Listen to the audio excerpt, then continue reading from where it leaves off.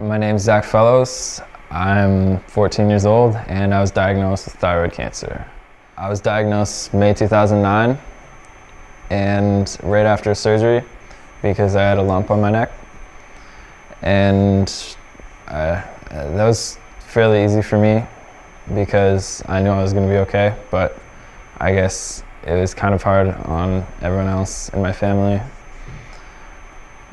It didn't really affect me that much. Having no thyroid is pretty difficult because you're always really tired and really sick for no reason. It really affects school a lot because it's hard to pay attention because you just want to sleep. There were consequences of not having a thyroid, because it's very hard to stay awake and pay attention because you're always tired and you always want to go to sleep, because it has to do with all your hormones and stuff.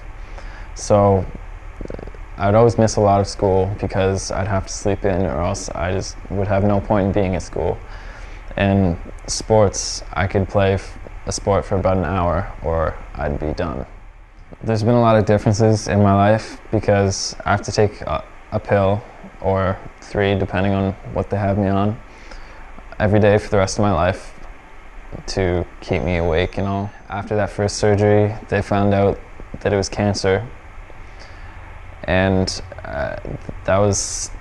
it wasn't that hard for me, but for my family it was pretty hard, I guess, because I don't know, I'm one of their kids. So I'm Caroline Fellows. I'm Zachary's mom.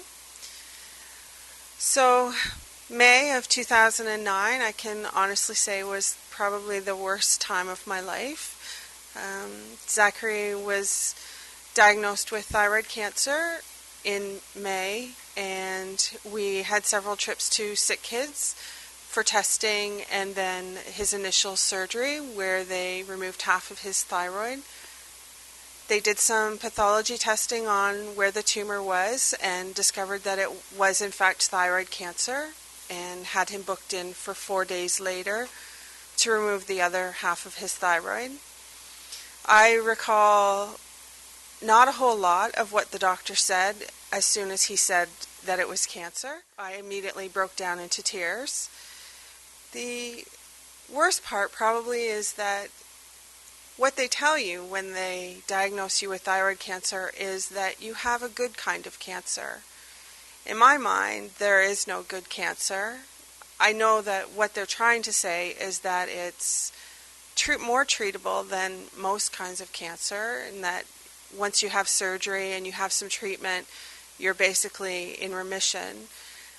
But cancer is cancer, so to me there really is no good kind of cancer. Zachary has always sort of taken it with a grain of salt, the whole cancer. He just basically looked at it like it's just something I have to do and I'll get through it, no problem. That's not entirely true. We did notice that he did suffer from a little bit of anxiety after, and understandably he was a bit more worried about anything that was happening. You know, if he wasn't feeling well and things, that caused him a bit of anxiety. He did have a few panic attacks after. Oh, it was devastating for me. I didn't really know where to turn, and I didn't know, because we didn't have the same support that most cancer patients have. It was very difficult. I had a small support group, and we're very private, so we didn't tell a lot of people what was happening. We just kind of dealt with it, and maybe that's good and maybe that's bad. I'm not really sure. I have a great support group now that helped me get through all the things that we still have to deal with. Part of that has come out of Zachary now goes to Camp Uchagayas, which is a camp for kids with cancer, much like Camp Trillium, Camp Quality, Camp Sunshine.